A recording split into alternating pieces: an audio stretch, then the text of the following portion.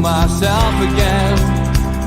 But it's the only way you're ever gonna learn. You look back and it's all in the past. I'm dwelling on the thoughts I cannot say to you. If I don't say the words, then maybe it's not. Good evening, welcome to NUFC Matters with me, Steve Wraith, and delighted to say I've got Borough Mag, Joe Walker with us as well. How are you? Evening, Steve. I'm very good. Yourself? Yeah, great to see you, mate. And thanks for good. joining Thanks for us on this wonderful summer's journey. Pete and Chris are taking a well-deserved break from the Fans Forum. It will be back, of course, at the start of the season where you get a chance to come on and take and make your calls and shouts on Newcastle United. The lads have got a well-deserved break, and we thought what better thing to fill it with than me and Joe chewing the fat for an hour, talking about the transfers, trying to sort the wheat from the chaff, as we've said, and trying to put a stop to some of the rumours and stupidity that goes around. Don't forget, we have, no guarantees that some of the stuff we'll say on this show is going to be correct, but we won't try and start any rumours, Joe, will we? No, we absolutely won't. And I'm glad you've said that, because obviously with me Friday night tune tipster, there's no guarantees that they win either, so that can't be. No, definitely not. Okay, the breaking news tonight. Keith Downey reported that at 5:30 tonight, Newcastle have reached agreement with Brighton for Dan Ashworth to begin work at Newcastle. This is subject to Premier League approval, but Ashworth is set to get work in the summer transfer window. And Newcastle United are delighted to announce that Dan Ashworth will become the club's sporting director after an agreement was reached with Brighton and Hove Albion to release him from his current contractual obligations with immediate effect. And I guess it's a good place to start. That's great news, Joe. I think it's fantastic, Steve. And to be honest with you, thinking about the show leading up over the weekend, thinking, where do we start? Which player do we start with? What signing fees do we start with? The wage bill? Actually, there was a very, very important signing coming to Newcastle this summer, and it was Dan Ashworth. If you think about the guy's pedigree, Steve, what he's been involved with England, the development of St. George's Park, England have been on a resurgence recently, and Dan Ashworth was right in the middle of it. So he's got credentials, he's got pedigree. And I think, to be honest, the work that he's been doing at Brighton is nothing short of remarkable. I mean, they were an unfashionable club. They weren't particularly going anywhere. And I think since Ashworth's built the club from the bottom upwards, think about the Amex, it's a lovely stadium. They're establishing themselves, taking a punt on Graham Potter that had no certainties attached to it. Obviously, he saw something there. He's backed him. And they've got an absolute, a football club to be proud of. So I'm delighted now that that's Newcastle United. And I think one of the things that we need to be mindful of is, this guy's an architect. This guy will literally start with a pen and a blank piece of paper, start at the bottom and say, right, what do we need to do to get this football club to the level we need to get it at? And how do we make it a sustainable model? And for once, we've been crying out for years. And I don't want to spend Monday nights talking about the last 14 years. I really don't. But one of the things that we've been crying out for at our football club is somebody that knows about football. It was fine having businessmen there, and it was fine having lawyers running the club and all the rest of it. But who was talking about football? And I think finally now we've got the man. And I think when you put him in the boardroom with Amanda and Merdad and, PIF, wow, fantastic time. So I think this is the signing of the season already. Yeah, I think it's a great signing. I'm sure people in the chat agree. We will keep coming to you for your questions and your points. We'll look at that in the next 10 or 15 minutes or so. So keep those questions coming in. I guess the one I would like to start with, Joe, we'll go backwards and forwards because I'm sure you put a list together as well, is this guy, Sven Botman. And I mean, this one for me, I'd be very excited if he came to Newcastle United. It seems, and it certainly seemed in January, that he quite fancied the move. We didn't get him over the line then. What's your thoughts on him? A new centre half. We obviously missed out on Carlos, who's gone to Villa. But I always feel this guy was the priority. First thing I'd like to say is how much that black and white suits him. He looked great there. He looks great, doesn't he? He looks fantastic. Absolutely. Steve, I mean, look, if you think about, I've been talking with the guys about this on a match day, and if you think about what did Liverpool do? They built an entire side around Van Dijk. What did Manchester City do? They invested in Vincent Kompany. He was a mainstay. He saw them right throughout their transformation. And I think for us, yes, we've been impressed with Dan Burn. Yes, Fabian Schär's kind of, stepped up and enjoying his football again. But these are players that are a cut above. I mean, this lad's been involved with the Holland setup since he was 14 years old. He's made 62 appearances already as a 22-year-old. He gets rave reviews, And I think for me, signings like this, there's a real statement of intent, but there's a real opportunity to say to the lad, hey, if you want to be here for the next 10, 12 years, my friend, and see us all the way through to the Champions League final and back, you go for it. And I think with someone like Burn or like Schär, you've got that experience around him. I think given the chance, thinking about Carlos, who now has gone to Aston Villa, given the chance between Botman and Carlos, I think for me, Botman was the obvious choice. And personally, this is where I'd start. I think it's quite evident that Eddie Howe's looking at the spine of the team. So I think for me, get this lad in, give him some support, and then say, right, my friend, you can have a 15-year career here and we'll back you all the way. I guess as well, the question that leads to is if he comes in and pray that he does, who goes out? Fernandes, Lascelles? Well, if you think, Kieran Clark's there. I don't think it's any secret that Kieran Clark will be away. My contacts reckon he's already done a pre-contract deal, and I think that was alluded to by a few people on the Amigos and on Geordie's here. Geordie's there. We know that Stu and Mitch in particular have had whispers about this in the past. But I would imagine he's gone to another club, potentially a Championship club. So if you think potentially Fede Fernandes, we've just got a new contract there for Paul Dummett, and we know he can fit into that position. If Emil Kraft's going to stay around, he's played on the right side of the central defence. So I think there's options there, Steve. But for me, there was an interesting result yesterday, which was Nottingham Forest coming back up, and I wonder about the future of Jamal Lascelles. For me personally, he's done a job. He's not good enough. My heart's always in my mouth. So actually, if we keep hold of Fabian Schär, if we can bring Botman in, if we can, obviously we've got Dan Burn, thinking about Dummett, thinking about potentially Kraft, maybe then Dan Ashworth and the guys will start to think about what's in the youth academy and the youth setup. We might just be all right for centre-halves. Yeah, I think so. There's no doubt about it that it's not a position, that we're going to panic over. And Fabian Schär, of course, he's signed a new contract as well. Big Dan Burn, showing that he's there for the duration now. Big local lad. I'd just like to see somebody with a bit of pace alongside Dan Burn. I think Botman would bring that compliment. And we've got enough players who we can move on. Okay, you've done your list. Who's cropped up on your list? I'm sure you've been sent a few names by various people who do different shows on this platform. According to my list, we've spent 750 million already. I guess interestingly, Steve, one of the things for me is as I said, looking at that spine of the team, we've been heavily linked with Dean Henderson, and I think that's a really, really interesting place to start. Actually, the goalkeeper. Is Dubravka good enough? Again, he splits opinion. Some people I know think he's absolutely wonderful. Some people actually think, he is slightly suspect. He's got a slightly suspect injury list, injury record.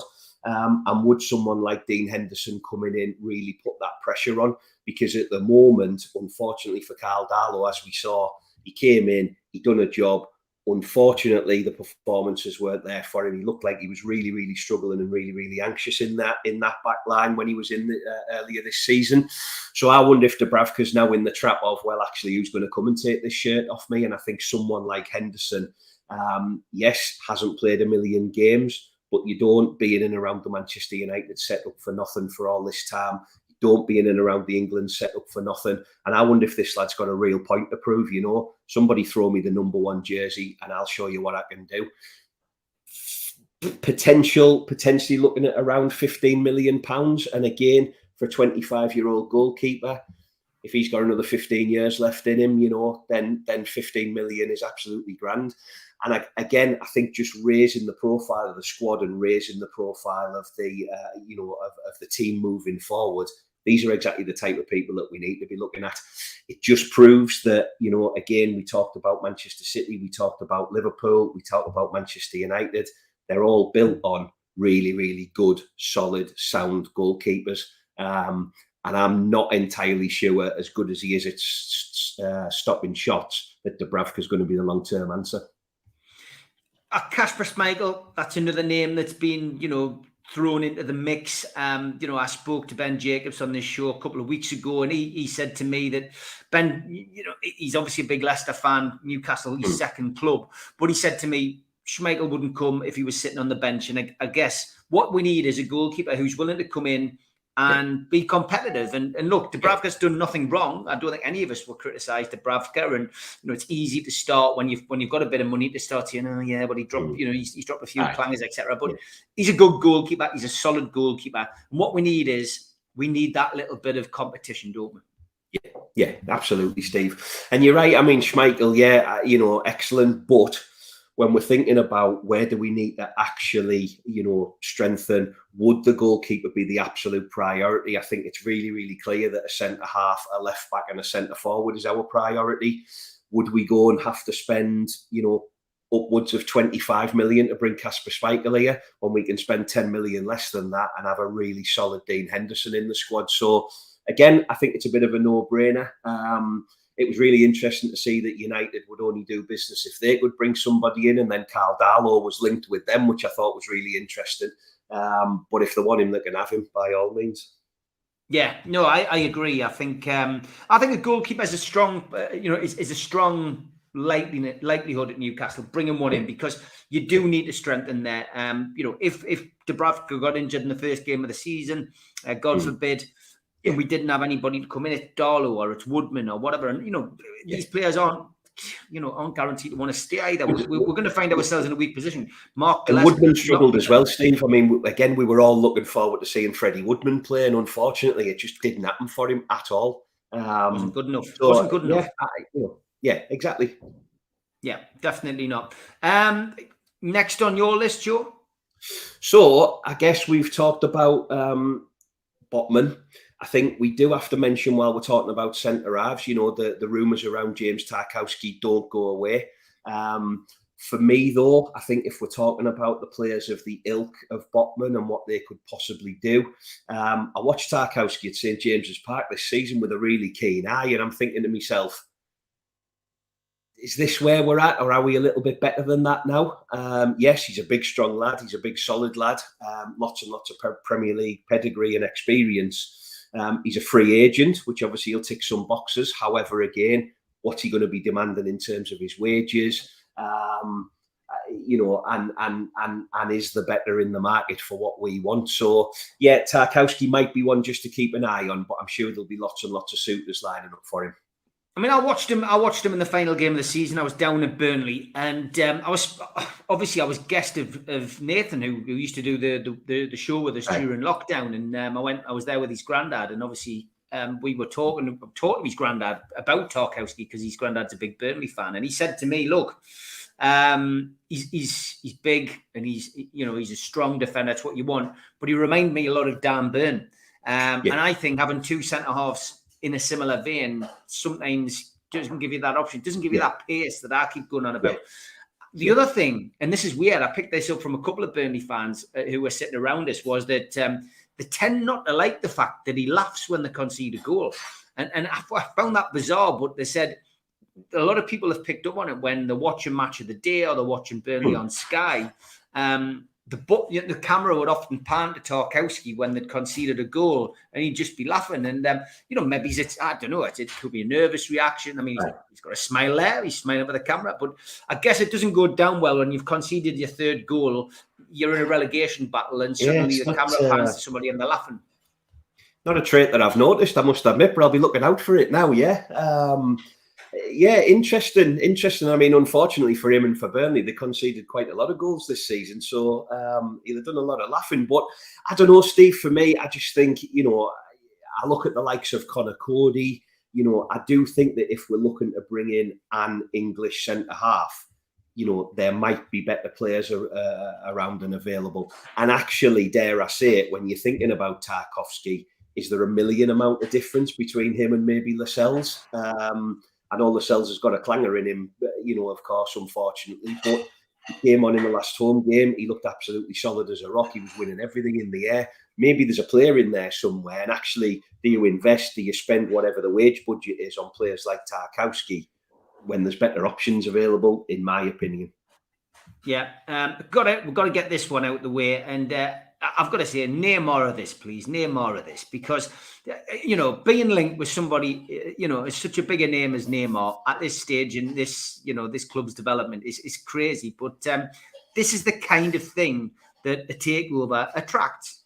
Big name stars linked with Newcastle, and I think what I'd like to just point out to people is that this is a long-term plan, a long-term strategy that these owners have got. They aren't coming in to go and spend, as much as they can within the financial fair play rules in 1, 2, 3 windows. The original plan, and I know this because, I haven't spoken to Amanda and Mirdad pre-takeover, was that they would come in the first 3 transfer windows and spend £100 million in each of those windows. And I think that will be the case again. I don't think they'll go crazy. They may increase that. They may sell a player or 2 players or get people off the wage list and then bring somebody in. But Neymar, it's a non-starter, isn't it, Joe?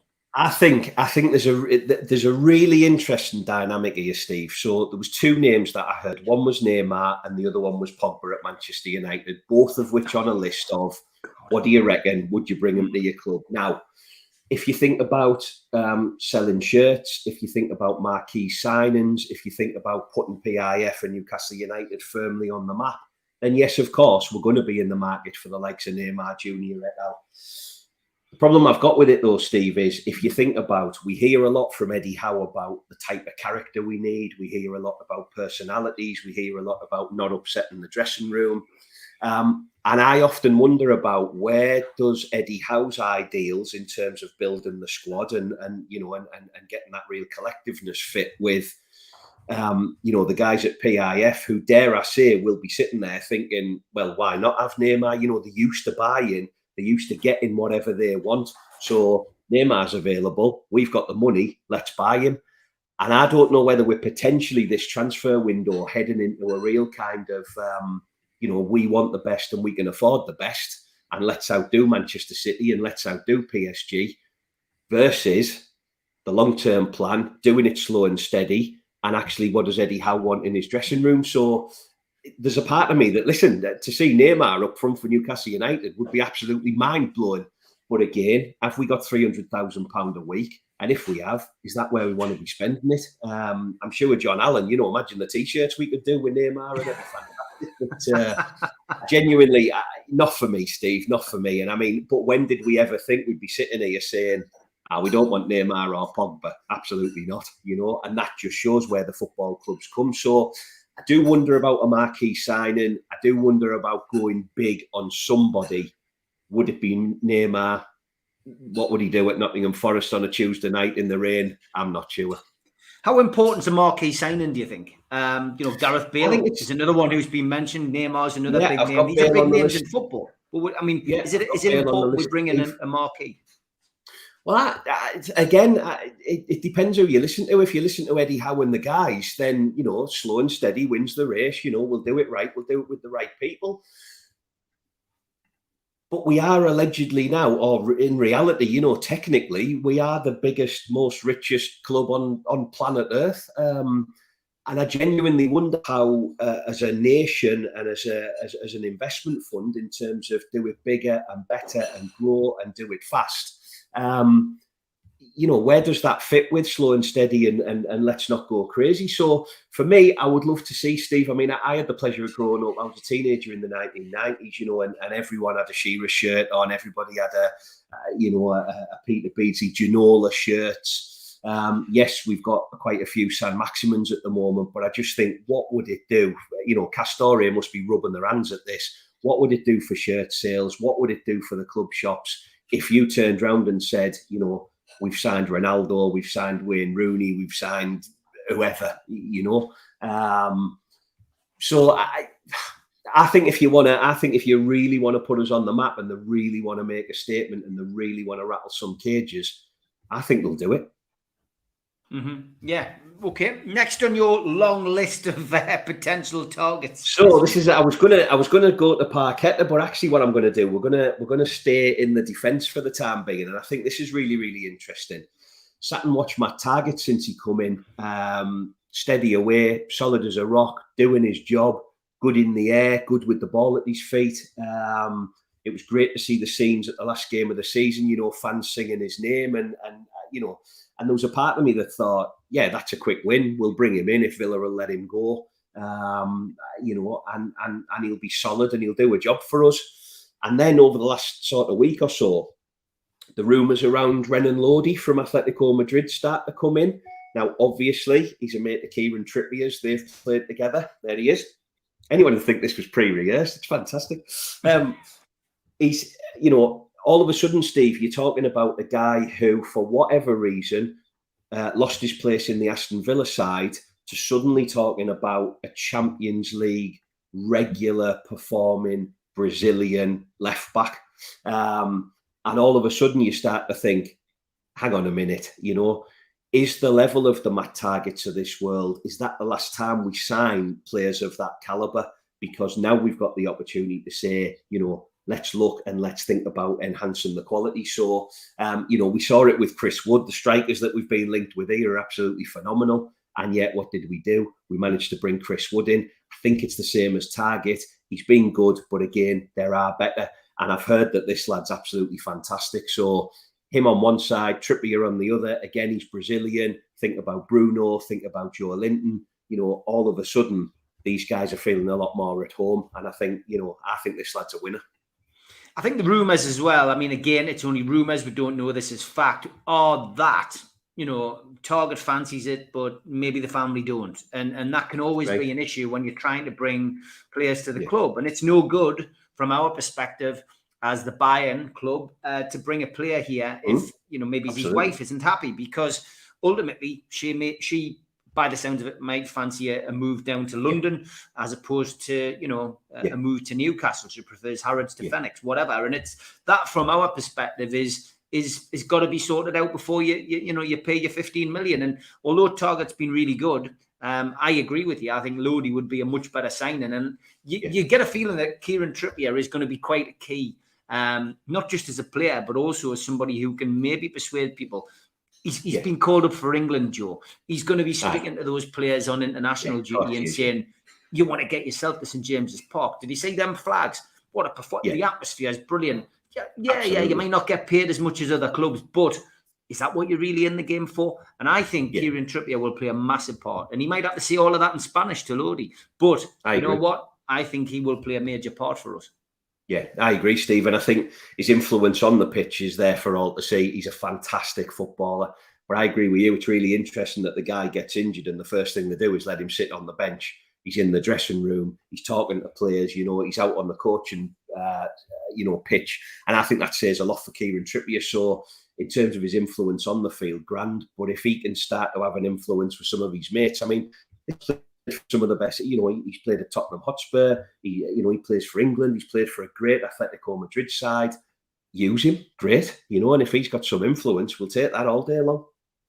Yeah, I've got to be honest. And Rachel says on the money he's on, his missus can travel down to London to shop. I mean, that is a good point. I think it's maybe a little bit more than the shopping, Rachel. I think she probably wants to be down. Maybe it's close to family, friends, who knows. But an unhappy football player isn't what Newcastle need. But Matt Targett, if he doesn't come back, will always be, we'll always get a great welcome at St James's Park for what he did in his short loan spell. But let's see.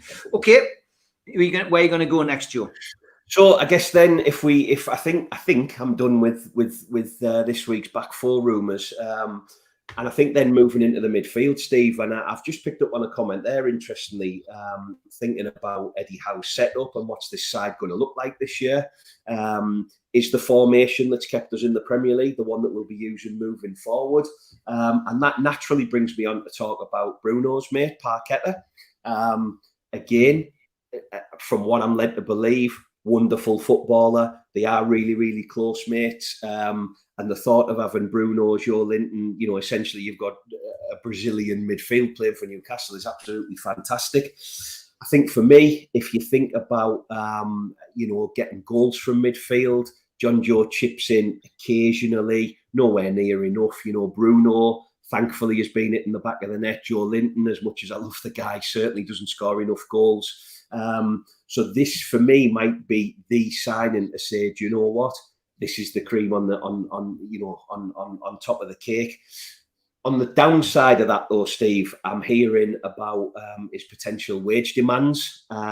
What does that do? And I'm guessing we've looked at the wage structure. Certainly under our last owners, I think if you earned more than 30 quid a month, you weren't allowed to sign. But I think now thinking about, what does it do to the dressing room? We talked a little bit about Neymar. What does it do when a guy walks in and he's on 250 grand a week, for example? Have we got the 60 million? If you're talking about budgets of potentially in and around the 100 million mark, do we spend the vast majority of it on a number 10? Do we need a number 10? Where would a number 10 fit in that 3-man midfield setup that Eddie Howe's been playing with?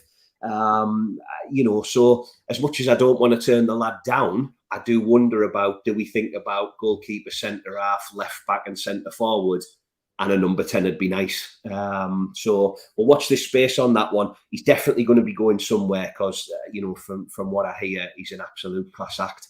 A lot made about Paquetá as well, being on Tyneside. He's got the friendship with Bruno, and people taking photographs. I wonder what his missus thought of it. Well, she might like Phoenix. But joking aside, he's been here. He's had a Newcastle top on. It doesn't mean he's going to sign. And I think still that is one for, maybe he's not in, but that kind of signing is one for the future. I expect a Marquee signing. I think 3 or 4 will come in. I think we'll lose 5 or 6, maybe he's a couple more. I mean, Keith Patterson on Friday night, as you know, he had a list of 16 players. And I mean, I couldn't disagree with any of the players he suggested, but I don't think Newcastle will let 16 go and bring 4 in. No. But the whole thing with Paquetá is, it's interesting. I don't know whether it's got legs. I'd like to think it did, but I think it was interesting. Bruno, I don't watch foreign football. No. Did anybody know who Bruno was before he signed? Joe, did you know who Bruno was? No, never heard of him. I didn't. Never heard of him, Steve. I didn't. And I didn't. I think that's the thing. I think these lads are. He was nailed on. We were signing him. He was our number 1 target. And then all of a sudden, hang on, we're signing Dean Henderson. We're still after Botman. We're still looking at these, the guy from Remis to play up front. And all of a sudden, I wonder where this guy actually is. I'm sure he is on a list. I'm sure Eddie Howe's put him on a list somewhere. I just wonder how high up that priority list he actually is, Steve. Yeah, it's as we know, this summer is going to be the most exciting summer Newcastle United fans have had in such a long time, and that's why we decided to do this program. Okay, I've got to go through the sponsors as always, so it's a big thank you to Spider Miner. The guys give worldwide coverage. It is the only cryptocurrency miner that can mine 5 different cryptocurrencies at the same time whilst using virtually no energy, and it's VPN protected. Buy yours now at www.miner.spidervpn.org. Thanks to Scott and the lads at skipsandbins.com. Telephone 0800 25 45 25 3. Email inquiries at skipsandbins.com. Website www.skipsandbins.com. Easy, contract free and pay-as-you-go waste collection. Thanks to L&G Family Funeral Directors 01913 897245. And to Garden and Healing Dispensary, CBD Hemp and Cannabinoid Specialists www.gohd.com. Thanks to qtechshop.co.uk, the makers of pool tables and snooker tables in Wallsend, Newcastle, and the guys who run our website, NUFCmatters.com. Thanks to Cleekai, meet the new game over screen, drop into a ClearRun device near you, available on Apple Store, Google Play, and clearrun.game. Thanks to Neil Jackson from Media Arts for all his help with the video side of things. He's done some great work for us today. Thanks for the new intro and outro, mate. And if you want to subscribe, then please hit the Newcastle Legends logo in the bottom right-hand corner and you can subscribe for free. We still do 7 shows a week. Don't forget as well, you can also hit the bell, the reminder bell on any of our shows, and you can set it to make sure that it reminds you on each of the shows. So make sure you do that, because I get a few people saying, oh, I missed the start of the show, I missed this. All you need to do is hit the bell and just set it to be reminded for all shows. You'll get a notification half an hour before the show comes on just to remind you that we are on our way. Don't forget as well, click share to your social media. and drop into the comments box to speak to like-minded Newcastle fans or to pose a question. We're also available as a podcast on iTunes, Spotify, and the rest. Usually goes up 24 hours after the YouTube show has finished. If you want to become a member, then you can. Just click join, which is the cheap option. Click join on the YouTube channel. Dead easy to do. Or you can join the cult and you can get a scarf, a pen, a cup, and a membership card, and entry into the monthly draw. And in 3 weeks' time, the monthly draw will be for either a season ticket or the equivalent, the cash equivalent. And the season ticket will be in the Platinum Club. This comes courtesy of QTech, John at QTech. And the cash equivalent will be £1,000. So you just need to become a member of the NUFC Matters cult, join it, and you will go into the prize draw. Good odds. And a good opportunity to win, as I say, either a season ticket or £1,000. And I guess the option will be there from John that if you've got a season ticket and you don't want it, that you can take the cash. So it's a good offer, good opportunity. Let's see how many we can get signed up within the next 3 weeks. If you subscribe, then you subscribe to the show. John will send you a free car sticker. Just email John at nufcmatters.com. Don't forget, we are big supporters of the food bank on here. The latest T-shirt, though, which we did for another charity at the weekend, brought in £830, which is a fantastic gesture on behalf of George Hayes and Vince Smith, one of our moderators. Thank you guys for your generosity again. But please support the food bank, NUFC fans, foodbank.co.uk. The virtual bucket is available 365 days of the year, and you can subscribe and put your money into there at any time. The NUFC Matters event of the summer is the 24th of June. Mick Lowes and Andy Griffin are together for the first time at Shearer's Bar. Tickets are £12. Get yourself along. That's going to be a cracking night. Some great Champions League stories and stories from in the dressing room with Andy Griffin. Tickets are starting to get sold, sold a lot quicker now. So get yourself on to nufcmatters.com to buy your tickets today, and still chance to win a Shearer ball. Tickets are available $2.99. Signed Alan Shearer ball. Just go to nufcmatters.com and enter today. Okay. Yes, I must push this as well. Don't forget, vote for your player of the season. We'll be discussing this on Friday night on the Amigos, but vote for your player of the season. It's free to do that. nufcmatters.com. And the food bank T-shirt is Sam Fender. That will be signed. Go to @SteveWraith and bid on that T-shirt. We'll be announcing that on Friday as well. Okay, Joe, back to you and back to transfer chat. Who's next on your list tonight? Well, we've talked enough now about the boring end of the pitch, so let's spend some money and start attacking. So we'll start with Mousa Diaby, who is the French winger currently at Leverkusen. Again, in terms of the age bracket, 22 years old, had a spell at Paris Saint-Germain before moving to Germany. At 22, already played 92 times for Leverkusen. And the most interesting fact of all of that is, Steve, is he's also scored 22 goals. Wow. Now, from an out-and-out winger's perspective, I think that's tremendous. Put on top of that the 5 caps he's got for France. And yes, God bless Wikipedia, so none of that might be true. But I just think, for me, now we're starting to talk. Now you're thinking about quality. I am the ultimate opinion divider when it comes to Mr. Saint-Maximin. Are we, if there is any rumour in this, and if this guy ends up coming to Newcastle, what do we think about that guy? Is it that we play one on one side and one on the other? And if we can get a tune out of the pair of them, we'd be arguably unplayable. To a point. Interestingly, one of my mates said, "Great, just what we need, another moody French winger." I'll give this lad the benefit of the doubt before he's signed. But yeah, I mean, £40 million for an attacking player. Now we're talking, and we love our attackers, we love our wingers. And if this lad is anywhere near as good as people make out he is, which his statistics would tell you that he is, this would be a class sign, and I think this would get people off the seats. Yeah, I mean, look, he is a class player. And again, it just comes back to that discussion. Well, are Newcastle looking for that one marquee signing? Because marquee signings, perform on the pitch, but marquee signings sell you a lot of shirts as well. And we'll have a few new shirts, I would imagine, come July, August. for people to sell maybe a green and white one. Who knows? Ooh, that would be controversial. But yeah, I think Diaby would be a good fit. I don't know anything about him off the pitch, and again, that's what it comes down to, isn't it? It comes down to a couple of things. Are they good enough players? Tick. What's their attitude like off the pitch? Tick. Yeah. How are they going to settle? Because not every foreign import settles as quickly as Bruno did. That's questionable. And the other thing is Dan Ashworth's list the same as Amanda's, Mirdad's, and Eddie Howe's and Steve Nixon's list was? Am I being naive and thinking that these people haven't been communicating since Dan Ashworth was linked? I don't know, but it's all those kind of questions which you've got to throw into the mix, isn't it? If anyone from the Premier League's watching, no, we absolutely have not been talking to Dan Ashworth at all. But it goes back to what we haven't been in trouble with the Premier League for a while, have we? It's interesting though, Steve. Goes back to what we opened the show with in terms of you're right. Whose list are we going to go with? Because I'm absolutely sure that PIF's list is not the same list that that Eddie Howe's got. Interesting there, you mentioned people like Steve Nixon, and actually in our new setup and our new way of working, I'd be really interested to see where we go with recruitment.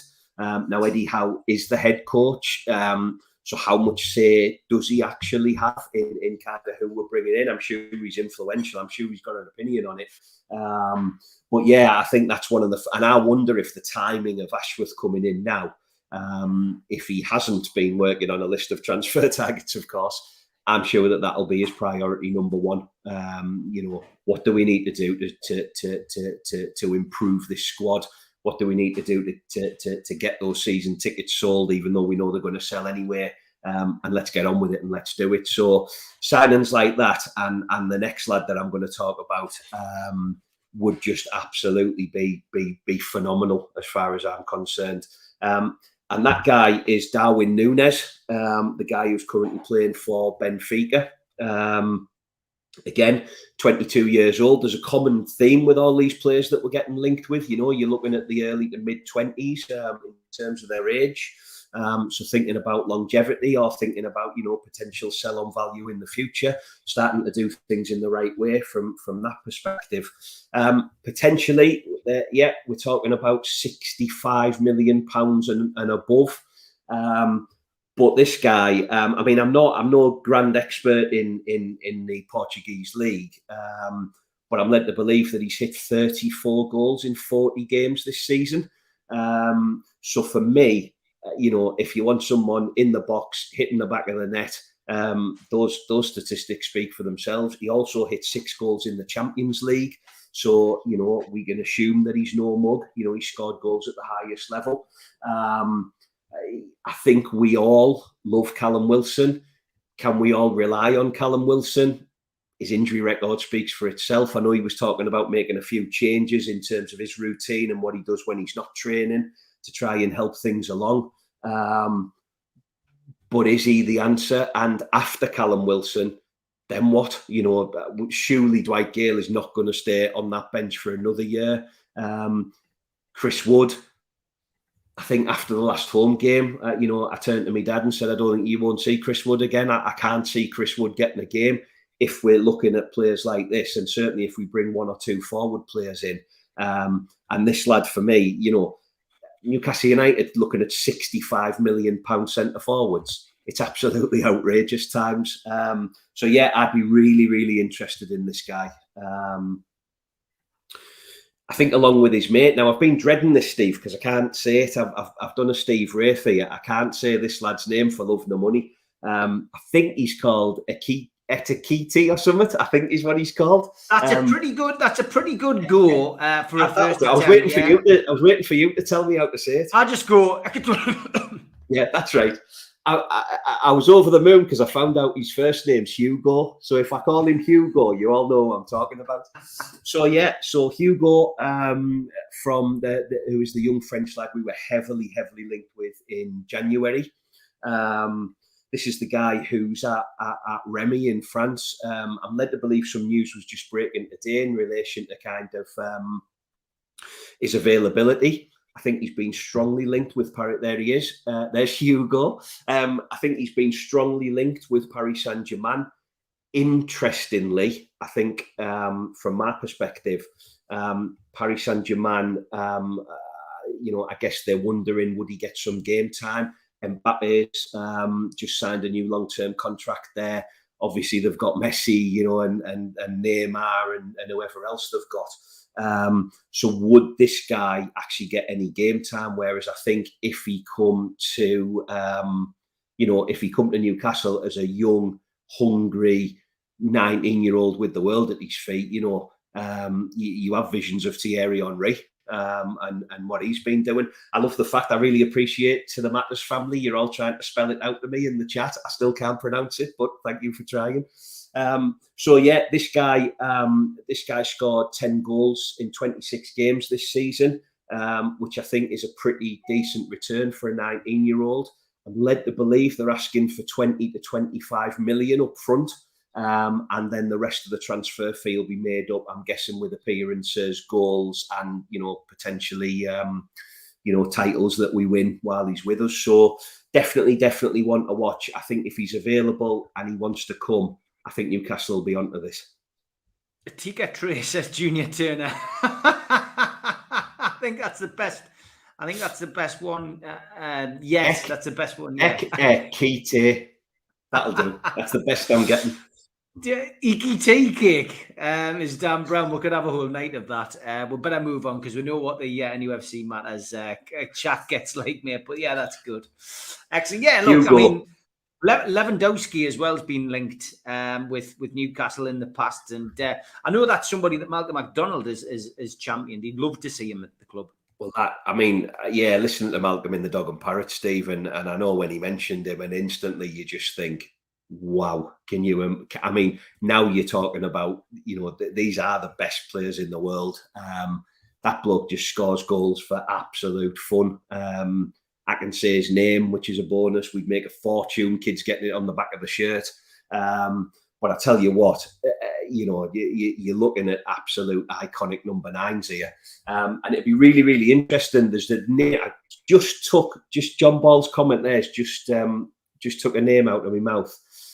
Dominic Calvert-Lewin is a name that's been heavily, heavily mentioned. And every time, for all of the people that I speak to about Newcastle United, when you mention that name, they all shake their head and they say, no, thank you, absolutely not. I can see why we might be interested in him. He's young, he's English, he's an England international. He has scored goals in the Premier League. So actually, he ticks quite a lot of boxes. But again, if you've got the opportunity to sign Lewandowski or you've got the opportunity to sign, Dominic Calvert-Lewin, I'm absolutely certain I'd just say, do you know what? A bit like Trippier, we might get 2 good seasons, 3 if we're lucky, out of Lewandowski. But I tell you what, he'd score goals for absolute fun, especially if you're thinking about, Saint-Maximin and Diaby on the other side, Paquetá behind him, Bruno behind him. All of a sudden, you're scoring goals, Steve, which is something, let's be honest, we've struggled to do for a long, long time in the Premier League. Yeah, I think, Dominic Calvert-Lewin was really, really good in those early days at Everton. And, He's suffered because the team has suffered. He's had injuries as well. But that rich vein of form he had where the headers were fantastic. They were Gary Speed-esque, really. And there's a player in there. I quite like Tammy Abraham at the time that he was linked to Newcastle under Rafa Benitez.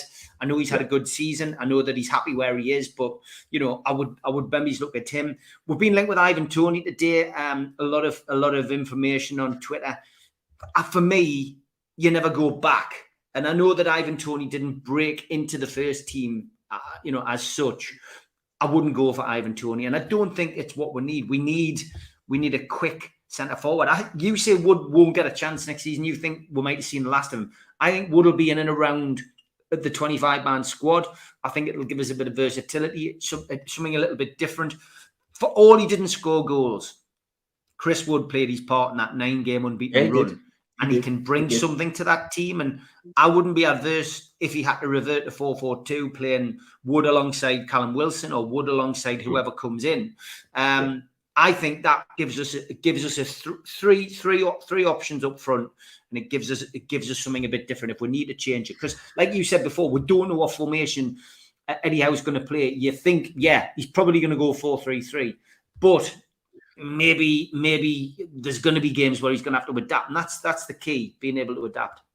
I think you're dead right, Steve. Absolutely, I can definitely see both sides of that. I think one of the interesting things, though, when you're thinking about centre forwards and the typical number 9 centre forwards, your Lewandowski's, your Calvert-Lewins, Wood, etc.,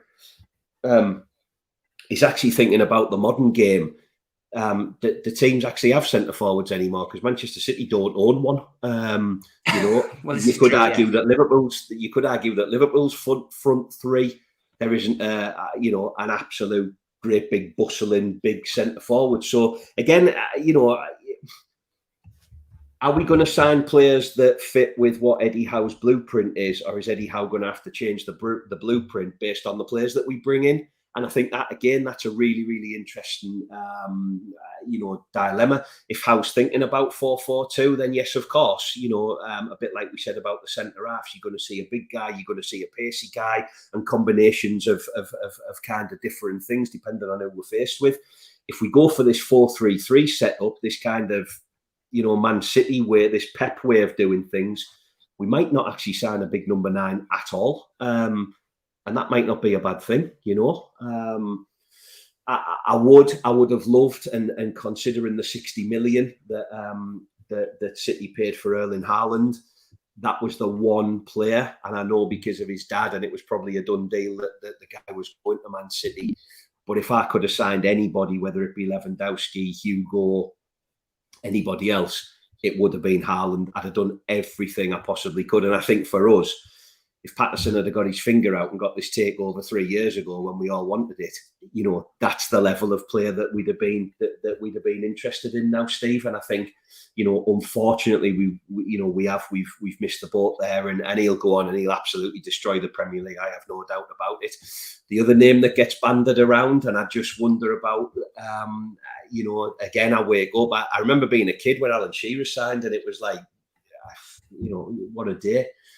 People talk about Harry Kane, yes, they've just qualified for the Champions League. So would he come to Newcastle? Probably never in a million years. But if you're thinking about forward players, Nunes gets linked, Hugo's being linked, Dominic Calvert-Lewin's being linked. But I dare to dream, because I'm not entirely sure Dominic Calvert-Lewin is on PIF's list of transfers. I'll be brutally honest. What about Dan Ashworth? Obviously, those of you joining late may not know, but Dan Ashworth has now agreed to come to Newcastle. The severance has been agreed. Just needs Premier League approval. God knows why. But he's coming to Newcastle. Will he go back to Brighton? Do you think he might do a little bit of a raid and maybe he's look at one or two players? Is it Curacao, the left-sided player, potentially Lamptey? There's one or two there that you think, I wouldn't mind seeing him in a black and white shirt, because it would be progressive. They've got some good players, Steve. But again, are we talking about a Newcastle United that'll finish, 11th to 7th this season, or are you talking about a Newcastle United that aspires to bigger and better players, than what Brighton have got with respect? Yes, they've got some cracking players. I actually like the goalkeeper. I think the goalkeeper's really sound. They've got some good players moving forward. I was really impressed with them at St James's Park. Graham Potter's got them playing well. But I don't know. I genuinely wonder if there's we'll be setting our sights slightly higher than Brighton, with the greatest of respect to Brighton. Yeah, I just think there could be some kind of move to bring one or two players in from there. There was rumours as well of potentially bringing in one of their directors in to be the chief executive, who's a woman down there. So that will be interesting to see, whether that comes off. We will wait with interest. Any more on your list? I mean, I've got another one on mine. It's this guy. Yes, I was just going to say, don't forget Jesse Lingard. This is a really interesting one, Steve, for me. He hasn't really had a look in at Manchester United, let's be honest. I'm led to believe that his ending to his Manchester United career was managed horrendously, with him just kind of going and nobody said a word. I watched him when he went on loan to West Ham in his last recent loan spell, and he looked absolutely unplayable. He was sitting in that hole behind the front two. He was firing balls in. He was scoring goals for fun, and he looked like the player that he was meant to be. I think the interesting bit is, again, I hear reports of north of 150 grand a week that he's demanding. Would we do that? Would we pay that? Where would he fit in? If you think about that Eddie Howe system, where would he go? I think is the other bit. Would he play off one of the flanks? Maybe, I don't know. But for me, again, if you offered me Jesse Lingard, I'd take it. Would he fit in? I'm not so sure. I'm sure he'd enjoy his time at Newcastle on a Saturday night. I'm absolutely certain of that. But I wonder if I have a funny feeling he'll go back to West Ham. I don't know whether he'll go to West Ham. I don't think he'll end up at Newcastle. I think the big problem is as well, the wages. And I think, if he is wanting, £150,000 wages, there's no chance. Newcastle will not change the wage structure. Eddie Howe has more or less said that. We're led to believe it could be in the region of 80,000 that they're paying per week. There's the signing on fees, there's bonuses, there's ways that people can improve their wages. But ultimately, Newcastle are doing it the right way, and that is good. Ericsson, John Ball has said. I don't know where this has really come from, John, because I've heard it from other people, but we're not going to go to Brentford and take the best player off him. And I don't think he'd want to leave. He strikes me as a very honourable guy anyway. I don't think he's going to go to Brentford, use them as a stepping stone, and then come to Newcastle. I'd absolutely love him in the midfield, Steve. He's an absolutely majestic footballer. But I agree with you. I genuinely think, let's be honest with what we witnessed in the Euros. I mean, I actually said to yourself at the time, I thought the lad had passed away. I thought and to come back from a cardiac arrest and obviously into Milan, were keen to move him on. They took a gamble on him, and I think he'll repay that. I absolutely do. He seems like he's a genuine great guy, and if they're wanting to kind of progress, and if they're wanting to kind of consolidate their position in the Premier League, I think they'll do everything. They'll pull out all the stops. They'll smash their wage budget to kind of keep him.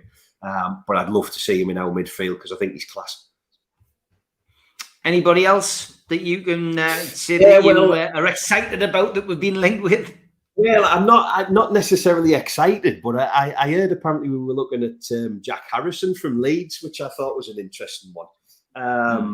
Again, I mean, he's a young lad, but he does absolutely nothing for me. So it's interesting thinking about how many more names akin to that, because if we were going to sign anyone from Leeds, naturally you're looking at kind of Phillips. I like Rafinha. I think Rafinha is an excellent player. Somebody mentioned Richarlison from Everton, and I think he spends more time on the floor, and we've already got one of them, so we don't need another one.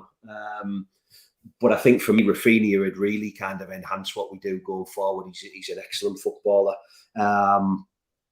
So yeah, kind of. I think Jack Harrison's probably one that I'm not so fussed on. So yeah, I think for this week, I think that's my list. I think. Connor Cody's one which I have said on this show on more than one occasion.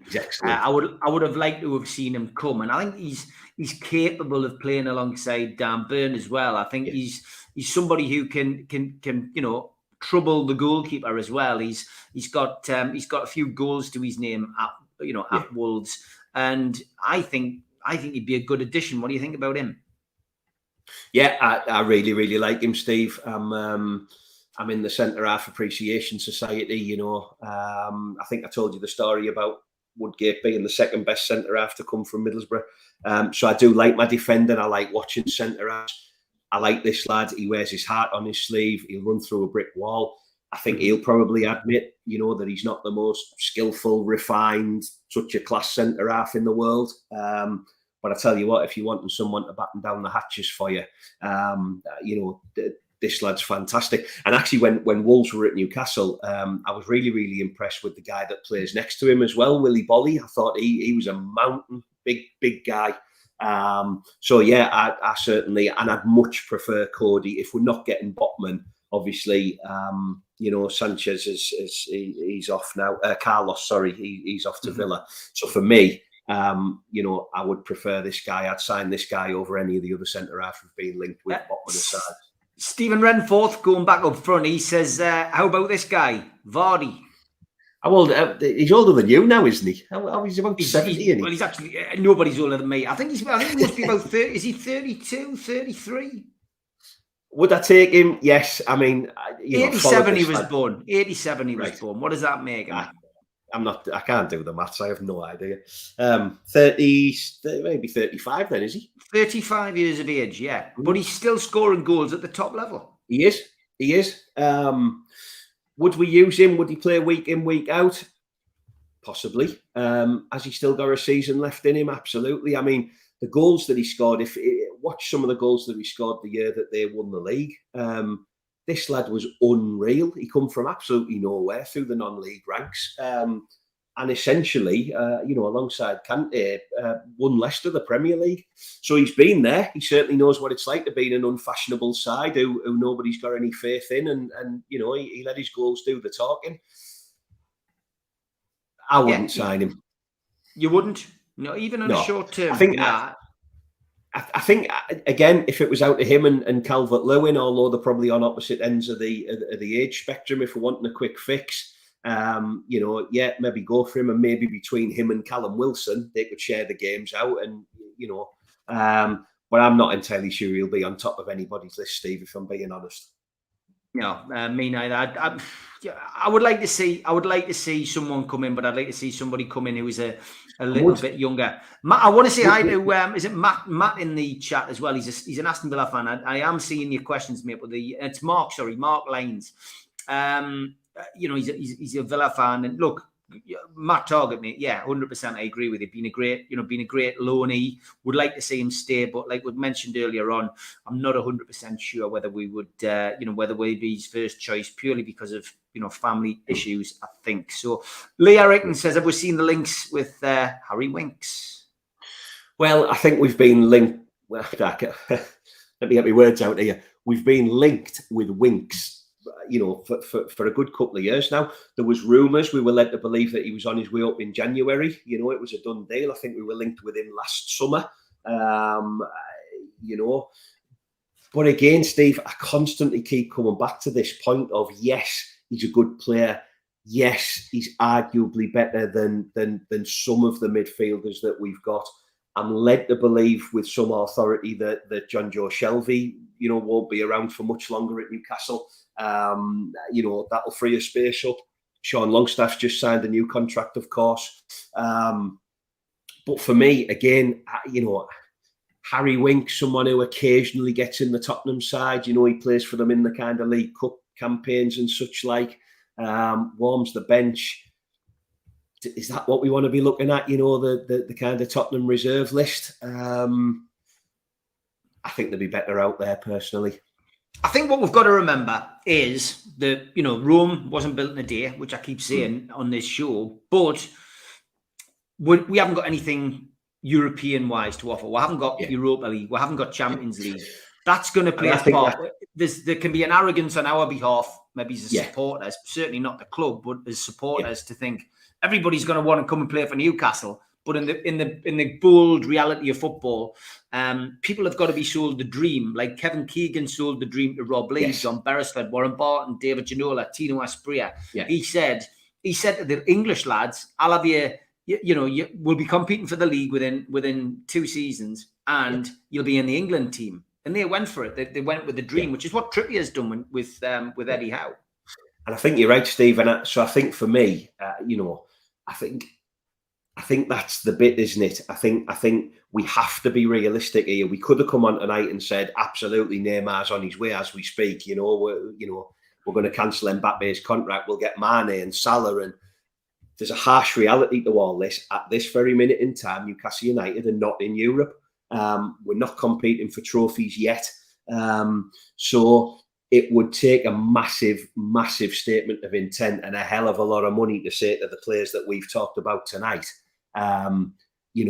come and play for 2 years. You might not be in Europe. You might not get a run out at Wembley, but maybe 3 or 4 years' time we'll get there. Players don't. It's a short career, Steve. The players will tell you that. There is a guy though that I haven't mentioned, and I just wanted to get his name in. And that was the guy at Southampton, James Ward-Prowse. That's a signing that that's a guy whose name I know has been linked with us. I did hear a little rumour that there was potential that he was actually going to come up and have some talks on Tyneside. I absolutely love the guy. And I think for me, if you're thinking about a John Joe Shelvey replacement, this guy ticks all the boxes for me. He's playing in a struggling side. He would definitely enhance what we've got. We're desperate to be able to kind of swing a decent corner in. And Ward-Prowse is the man for me. So I think if we were going to be looking at the Winkses of this world, and those English kind of central midfield ballers, this is the lad that I'd be looking at. Yeah, good player. As you say, he's a bit of a baller. And if we do lose Shelvey, which, as you say, seems to be picking up a little bit of momentum, then, that will be a guy to replace him. And, look, this is going to be, as I say, a roller coaster ride of a summer. But at least, like you said, right at the top of the show, at least we are now in the market. Whereas in the past, we weren't, and we will say this until we are blue in the face, I guess, this summer. Be patient, everybody. Be patient. Enjoy it. Enjoy shows like this. Enjoy the other shows that are out there on podcasts, because it's all subversive. It's all about opinions. We just try to separate the wheat from the chaff. Don't want to lead anybody on. Don't want to give false promises, but it's great to have a bit of debate. Thanks to everybody in the chat. Thanks to the moderators. I'll be back tomorrow with Ross Gregory, who may give us some more info on incomings and outgoings. But I told you that hour would pass very quickly. Joe, did you enjoy it? I did, mate. Absolutely, yeah. I can't wait for next Monday when we hopefully, with Ashworth in place now, we'll start to kind of talk about people we've actually signed. So, yeah, looking forward to the summer. Be brilliant. Good stuff. Well, thanks for joining us, mate. It's been great to have you on the show. Look forward to seeing you next week. Big shout out our dad, Lenny. Hope he's doing okay, and our mum and the family. I haven't spoken to them for a week. I have no idea. I think they are. I don't know. Yeah, good stuff. Okay, mate. Have a great night, mate. Thanks everybody for watching. See you later, guys. Please subscribe. Please hit the reminder to get notifications for the shows. We are here 7 nights a week. Take care, Joe. See you next week, pal. See you, folks.